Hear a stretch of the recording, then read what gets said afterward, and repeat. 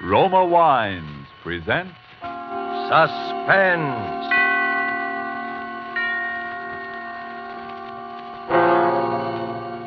Roma Wines, made in California for enjoyment throughout the world. Salud. Your health, senor. Roma Wines toast the world. The wine for your table is Roma Wine, made in California for enjoyment throughout the world. This is the man in black, here for the Roma Wine Company of Fresno, California, to introduce this weekly half hour of Suspense. Tonight in Hollywood, Roma brings you the young American actor whose sensational rise to stardom has been unparalleled in recent seasons, Mr. Alan Ladd. The suspense play which stars Alan Ladd and which is produced and directed by William Spear is called The One-Way Ride to Nowhere. So with this play, and with the performance of Mr. Ladd as an adventurous young man named Tom Dwyer, Roma Wines again hope to keep you in suspense.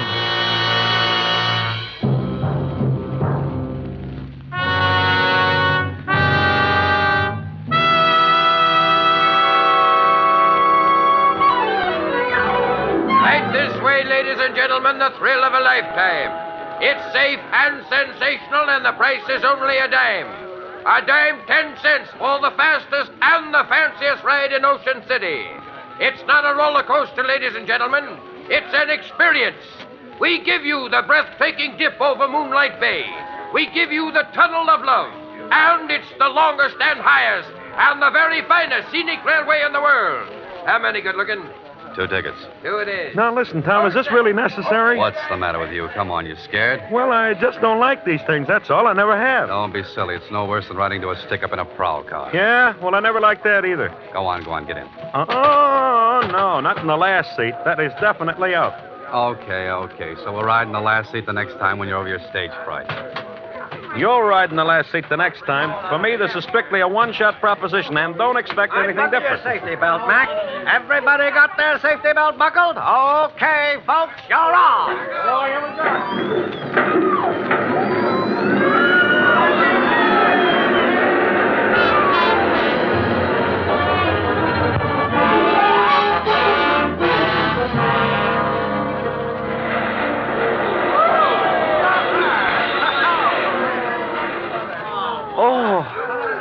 Hey, Tom, are we still alive? Well, can't you tell? All right, folks, who's going to ride again? What do you say, Benny? Want to try it again? Are you crazy? Come on. It'll do you good. Don't tell me. This thing is a menace to health and sanity. What did I tell you? Look, there's a guy passed out back there. Come on, Yeah? snap out of it. Hey, come on, get up, mister. Hey, somebody give me a hand with this guy. Here. Come here, I'll help you. All right, you get his legs. I'll take his head. Oh, I don't know why guys ride this thing if they're going to pull a fade out. Uh-oh. This guy didn't pull any fade out. Yeah, well, he ain't exactly the life of the party. You're right there, pal. He's dead. He's what? He's dead. Holy gee. Hey, well, I better call a boss. All right, folks. You'll just have to step outside the gates, please. I'm sorry, there's been a little accident here. Everybody out, please. Go on, everybody out. Hey, what's the matter, Johnny? Guy passed out. Man there says he's dead. Oh, Fred. Every season it's something. Please, folks, outside the gate, please. Yeah, go on. All right, stand back there. Stand back, everybody. What's the matter, Terry? That guy just died on us. Yeah? How come? I don't know. This man here looked him over. How do you know he's dead? You a doctor? No, officer, but it's not too hard to tell. Where is he? Back in the last seat. Come on, keep the mob outside, will you, Terry? Sure. Come on, break it up now, will you? Break it up. This the guy? Yeah. Looks like it must have been heart failure. It doesn't look to me like heart failure. Say, who are you? Dwyer's the name, Tom Dwyer. Yeah? Well, Hey, I never seen this dead guy. He never bought a ticket for me. That's right, he never had a ticket. You mean he rode for free? How could he? He rode for free, all right. say, how come you know so much about this? Me? Oh, I'm just kind of nosy. Hey, you. Yeah? Do you remember seeing this man get on the car? How do I know? They get on, they get off. I just work here. Don't you remember that my friend and I were going to get in that last seat, and then we didn't? Hey, that's right. Hey, who's this? Ben Duffy's a friend of mine. Yeah? Yeah. Now, listen. My friend and I were the last ones to get in that car. We were going to take the last seat, and then we didn't. Then the car pulled out. And when it pulled out, that last seat was empty. Hey, that's right. That last seat was empty. This dead guy never even got on the car. Yeah. Now you're getting someplace. All right, Dick Tracy, I'm listening. A roller coaster car starts out from this platform all hunky-dory and rips around the tracks about 90 miles an hour. And when it gets back here, there's a dead guy on it that wasn't on it when it started. How do you think he got on there? Dropped out of the sky? Well, figure it out for yourself, pal. If he wasn't in the car when it started, then someplace along the line he was dumped on it. And guys who have been dumped are generally guys who have been murdered.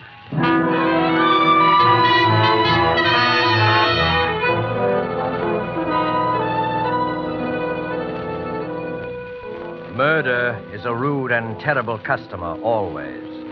But seldom indeed has this unwelcome guest intruded more incongruously than on this particular evening when he chose to be the extra passenger on a roller coaster ride. Alan Ladd is our star of suspense in Robert L. Richards' story, The One-Way Ride to Nowhere.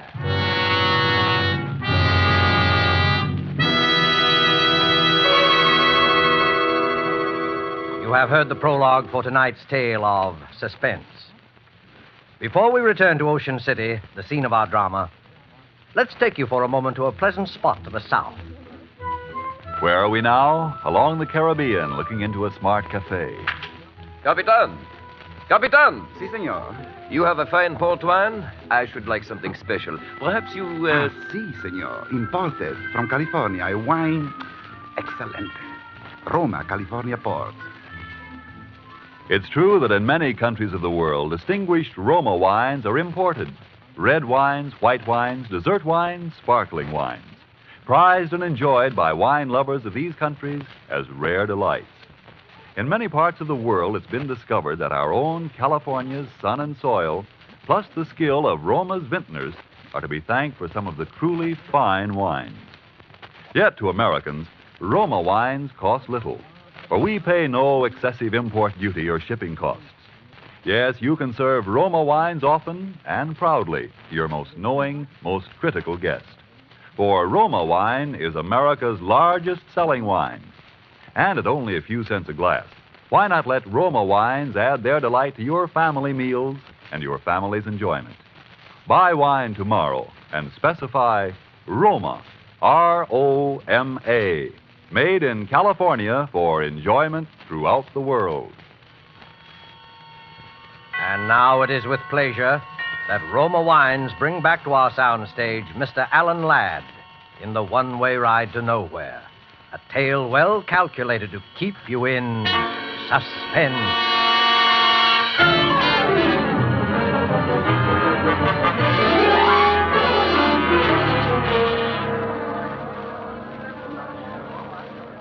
Hey, Tom, where you been? We're all supposed to be waiting in here for the chief of police. Been making a phone call, that's all. Anybody I know? Jefferson Hotel. Do you know him? Huh? Hey, what's this all about? Oh, about $400,000 and a lot of people's lives. Uh-oh. Here comes the chief now. All right, quiet, everybody. Chief Haynes wants to say something to you. A man died under peculiar circumstances on the Ocean City roller coaster tonight. And all of you here were either on the car in which the body was found or in the immediate vicinity, like on the platform.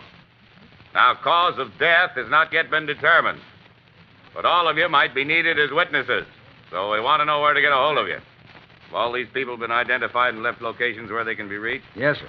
Well, then that's all. You can go now. Chief Haynes, Well, I'd like to ask a couple of questions. are these the two fellows you told me about, Johnson? Yes, sir. You're a pretty inquisitive young fellow, aren't you? Well, that's my business. By the way, Chief Haynes, haven't we met somewhere before? Not that I know of. What did you want to ask about? Well, for one thing, you said just now that the cause of death had not yet been determined. That's right. The man was blue in the face and apoplectic, but there were no marks of violence on the body. The coroner's working on it now. Maybe the coroner should look at the man's neck. At what? At his neck. Listen, you're no doctor, and neither am I. The coroner of this city knows his business. Okay, Haynes, okay. I just thought I might save him a little time. Well, you're wasting my time. If you think I'm going to give you an inside track so that you can go to this poor man's family with some sales talk that you can help him get some kind of a legal action. Oh, he's got a family, has he? Yeah, he's got a family. Now get out of here. Mm-hmm. And his name is Richard Elliston Brighton, and he's a professor of psychology, and he comes from Chicago, right? So you went through his pockets before my men got there. Now, did I say that? Listen to me, young fella. You know entirely too much about this case for your own good. You're from Chicago, too, aren't you? That's right. What are you doing here? On a vacation, visiting my friend here. Well, you better take it. Oh, hello, Doc. What about it? Murder. He was strangled. Strangled? Mm-hmm. We got a good look at him. We found a thin red mark around his neck. He was strangled with something like picture wire. Now, isn't that a funny way for a middle-aged professor to be knocked off? Yeah, funny way for anybody to be knocked off. And isn't it a funny thing for a professor of psychology with a family and all to be way out here all alone, so far from home, hanging around an amusement park? No funnier than what you're doing, hanging around here. And that's quite a coincidence, by the way, Mr. Tom Dwyer of Chicago. Chicago's a big place, Chief Haynes. Lots of people live there. Say, Chief, what I think of it, here's the stuff we took out of his pockets. And nothing much, wallet and a few things, and... dropped something there. I got it. Hand that over, Dwyer. Well. A souvenir postcard. Sheila Kennedy, Ocean City. Hey, she's quite a cutie, too. I said hand it over. It's material evidence. Sure. Here you are. One of the local tent show girls, I take it? Know anything about it, Chief? Now, listen, Dwyer. I got enough on you already to hold you on suspicion. Take my advice and keep your nose out of this. Come on, Tom. This isn't doing you any good. Yeah, that's right, Ben. And anyway, we got a date with a lady.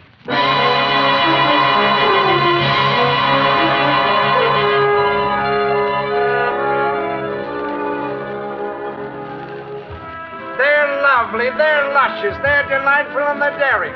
The most gorgeous girls. Hey, Bud, can we go in now? Yeah, what did she say? What's that? I said, can we go in now? Oh, yeah. Okay, fellas, down there, the second door. I told her about you, and she says it's okay. Thanks. Make it snappy. She goes out in a couple of minutes. They're lovely, they're luscious. Room of her own. Sheila must be all right. Hey, I thought you said this was business. It is.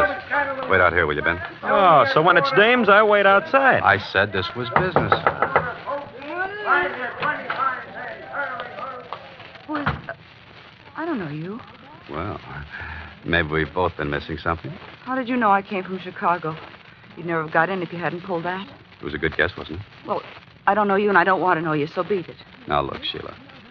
I didn't come here to cause you any trouble. My name's Tom Dwyer, and Are you going to leave or do I call the bouncer? Sheila, a man was murdered in the amusement park tonight. Murdered? Well, hadn't you heard? Everybody has, but I didn't know it was... He was from Chicago, too. And Sheila, he had your picture in his pocket. My picture? That's right. So what? There must be 50,000 old goats from one end of this country to the other with my picture in their pockets. They sell them at the show. How do you know how old he was? I don't. I was only... Professor Brighton didn't come around in the last 2 or 3 days to talk to you about anything, did he, Sheila? No. I don't even know what you're talking about. You got no right to question me. You know what I think, Sheila? I don't know, and I don't care. I think you're in a tough spot, and that you'd like to be out of it. Only you don't know quite how. Well, what if I am? Well, maybe I can help you. Nobody can help me. This is murder, Sheila. That's not so good. What's your angle in all this? I wouldn't kid you. I'm a private detective. I make my living in things like this. Aside from that, and as a general rule, I just don't like murder. Listen, mister, what'd you say your name was? Dwyer. Tom, to you. All right. I don't know why, but you seem like a nice guy. I am. Wait till you know me better. Might have been nice at that, but keep out of this. It's for your own good. You'll get nothing but grief. What kind of grief? The worst kind there is. You saw what happened to the professor. Poor guy. Get out of the amusement park. Get out of Ocean City and stay out. Thanks, Sheila. Maybe you're right. I know I'm right. But I'm in kind of deep already. Is there anything particular I should look out for? Come on, Sheila, you're on. Okay. Listen, Tom, just remember, that roller coaster isn't the only one-way ride to nowhere around here. One-way ride to nowhere.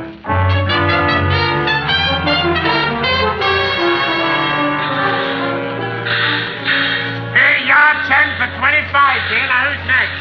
10 for 25. Yeah, what did she mean by that? It was a tip-off, Ben. Maybe. Red hot, they're all hot. Get the red hot. Yeah. One-way ride to nowhere, huh?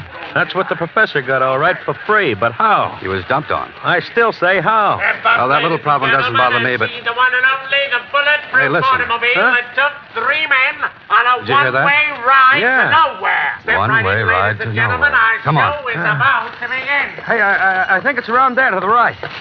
Yeah. Bulletproof automobile. Huh? Where? That tent show next to the roller coaster. Take it easy now. Okay, but I... Then you worry me sometimes. Did you know this thing was here? Well, it wasn't here last week. How am I supposed to know what you want? If you tell a guy something once in a while, it wouldn't... Suppose you never heard of Wires McGuire either. No? Skip it. This guy's going into his routine again. Ladies and gentlemen, step right up.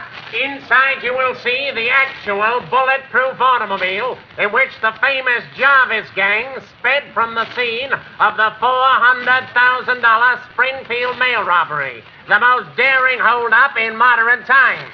Now, this is the very limousine in which they were pursued for 50 miles.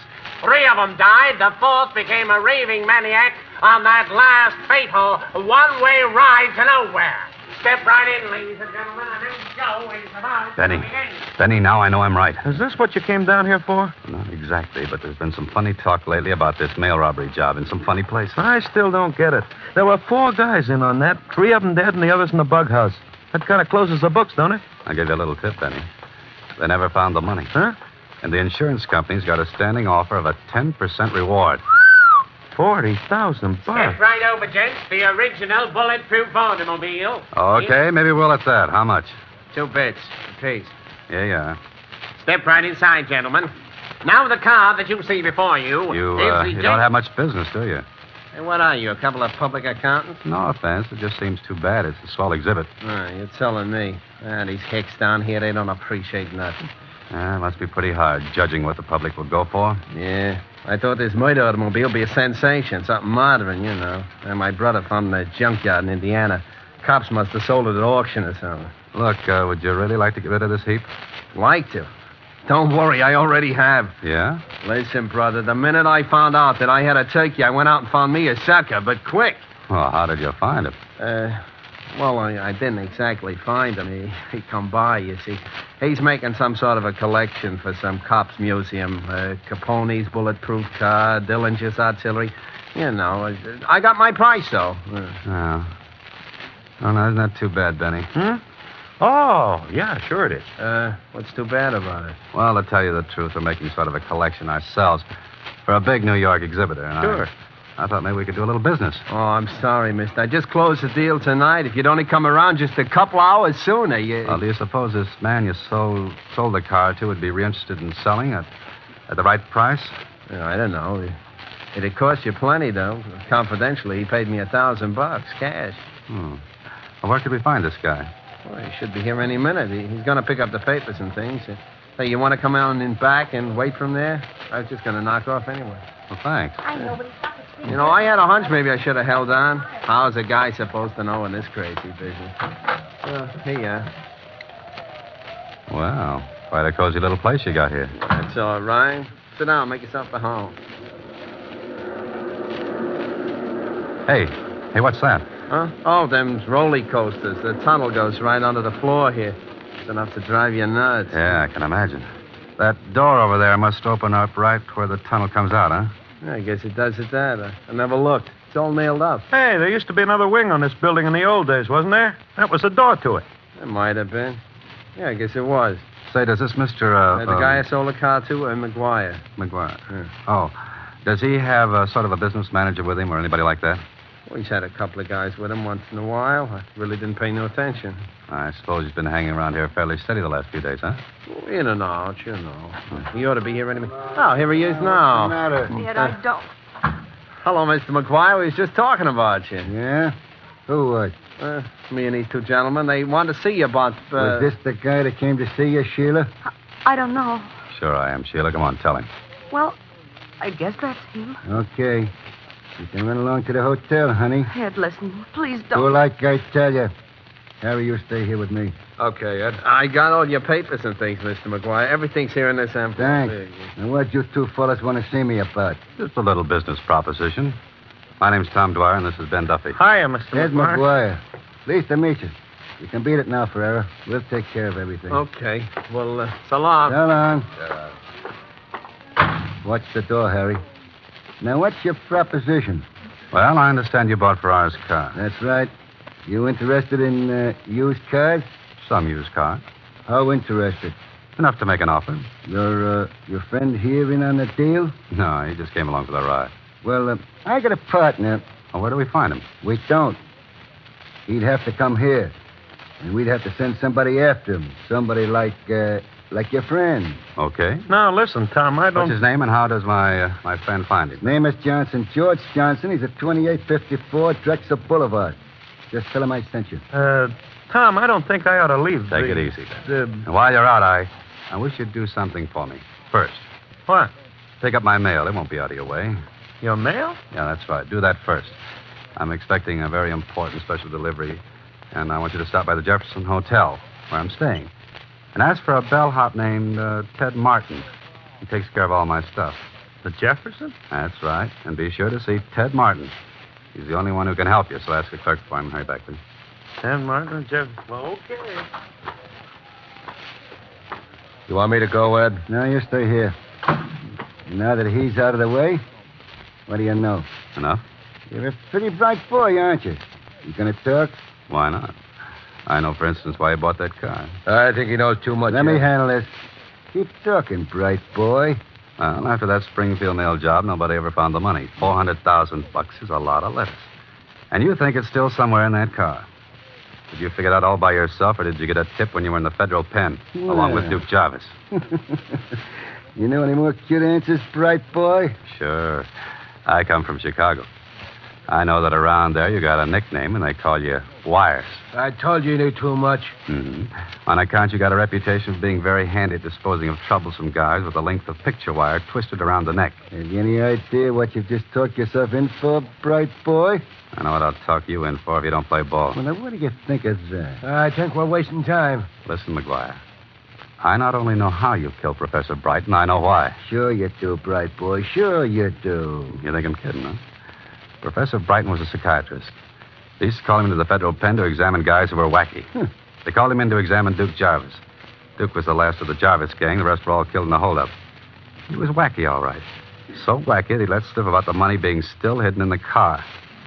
So when the professor heard about the car showing up, he thought he could pick up a piece of change. The poor guy, only you caught up with him first, huh? You got it all figured out, haven't you? Yeah, all but one thing. I don't think you're smart enough to pull this all by yourself. I think you do have a partner. I tell you we're wasting time, Oh, man. no, we're not. Now, listen, bright boy. Who are you working for? What difference does that make? Plenty. Don't you think I want to know who else is in on this? What do you say, bright boy? There's nobody. I'm working alone. Cover him, Harry. Okay. You'd better talk, bright boy. There's nothing to say. Who else knows about this? Nobody. This ain't gonna do your face any good, bright boy. Talk. Go to. Talk.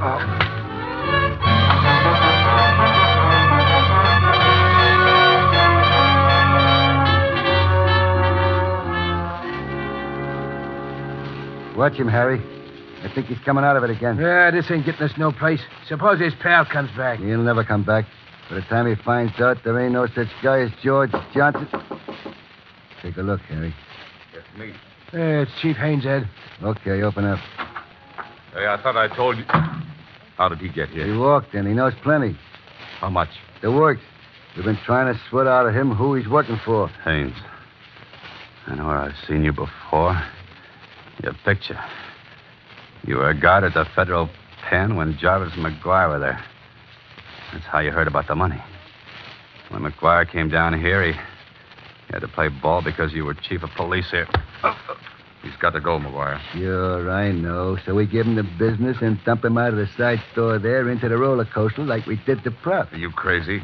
You can't get away with two jobs like that the same night. So what do we do? Anything. Dump him in the bay. Make it look like an accident. Anything. Hey, there's an idea. And don't try to get fancy about it this time. But you just gave me quite an idea, Haynes. Quite a good idea.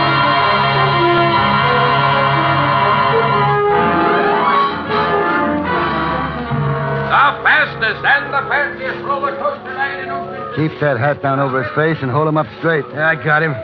What seat do we want? What's the difference? Car's almost empty anyway. Get him in. Take the middle one. All right. Buckle your safety belts. Keep that belt loose. Okay, everybody, you're off. Here we go.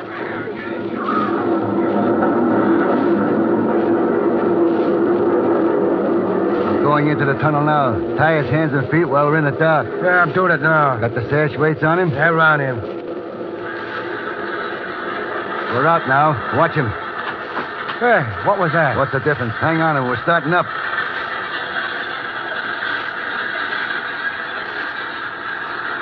We're coming to the top. You know what to do, Harry? Yeah. When you hit the bottom of the dip over the bay. Okay. I'll yell, and we both heave together. He'll go down into that bay and sink like Okay, McGuire, put up your hands, both of you. Put them up.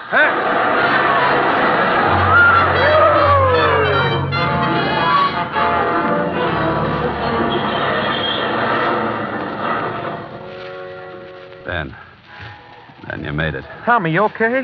Yeah, sure. What do you think you're doing here? The federal pinch, McGuire. I'm Ted Martin, Department of Justice. Staying at the Jefferson Hotel. Get it, McGuire? Hey, Tom, you ought to get to a dock. No, I gotta get down to the police. Hey, Ted. Ted, listen, never mind about these guys. Get Haynes, chief of police. We got a couple of men down there already, Tom. When you phoned, I figured you might get mixed up with him. We've had our eye on the chief for quite a while. Well, I'll see you later. So long. Thanks, Ted. Hey, you were taking an awful chance, Tom, playing so cagey. Well, I had to be sure first. If that dame hadn't stuck around and tipped us off, we just about made it when the car went through the tunnel. That, Sheila dame, huh? Uh-huh. Say, Ben, I think I got a date with a lady. Oh? So what do I do? Well, I'll tell you. Here's a dime advance out of your $20,000 reward. Go take a ride on the roller coaster.